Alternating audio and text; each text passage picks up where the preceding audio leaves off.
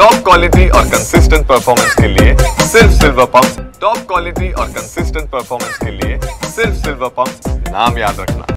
नागपुरातील Jaripatka police station हद्दीतील उत्थान नागरी सहकारी पतसंस्थेनं शेकडो लोकांचे पैसे जे आहे ते बुडवलेले आहे आणि ही संस्था बंद झालेली आहे। याच शटरमध्ये या उत्थान नागरी सहकारी संस्थेचं कार्यालय होतं, परंतु काल नागपुरातील जरीपटका पोलीस स्टेशनमध्ये तब्बल 20 जणांविरोधात या पतसंस्थेचा गुन्हा दाखल झाला।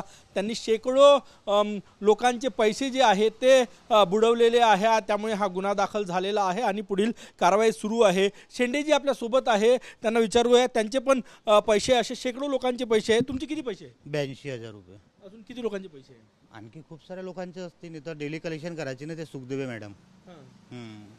तर ते डेली कलेक्शनचे पैसे आहेत आमचेवाले 82,000 रुपये 2023 पासून।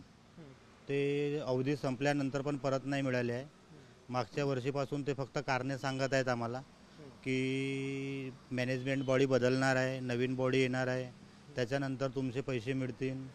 मग काही दिवसांनी त्यांनी सांगितलं की लोकसभेचे इलेक्शन आहेत, त्याच्यामुळे आतापर्यंत काही कार्य झाले नाही आहेत, तर इलेक्शनच्या नंतर मिळतील। त्याच्यानंतर सांगितलं की विधानसभेचे इलेक्शन आहे, विधानसभेच्या इलेक्शन नंतर आम्ही त्यांना विचारलं की बा आमचे पैसे आतापर्यंत का बरं नाही मिळाले, तर ते म्हणाले की तुम्ही रिपोर्ट करू शकता। आम्ही म्हटलं की मॅडम आम्ही पैसे तुमच्याकडे जमा केले, आम्ही रिपोर्ट करून का करू? तुम्ही ना आम्हाला शाश्वती दिली होती की पैसे मी देणार म्हणून, पण ते पैसे आतापर्यंत मिळाले नाही आहेत आणि आता हे 8 महिन्याच्या जवळपास झाला आहे। ऑफिस पण बंद आहे त्यांच्यावाला। गुन्हे दाखल झाले त्यांच्यावर? हो, काल झाले आहे ना, मी वाचलं आज म्हणजे न्यूजमध्ये पाहिलं। मला सांगा तुमचं किती दिवसापासून, तुमचं पूर्ण नाव सांगा, किती दिवसापासून पैसे तुम्ही जमा करतो?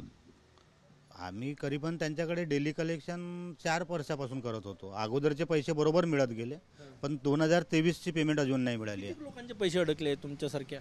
खूप लोकांचे असतील, इथं जितके दुकानदार आहेत ते मॅडम बहुतेक सगळ्यांकडूनच कलेक्शन करायचे। इथून तर ते नारारपर्यंत कलेक्शन करत होते।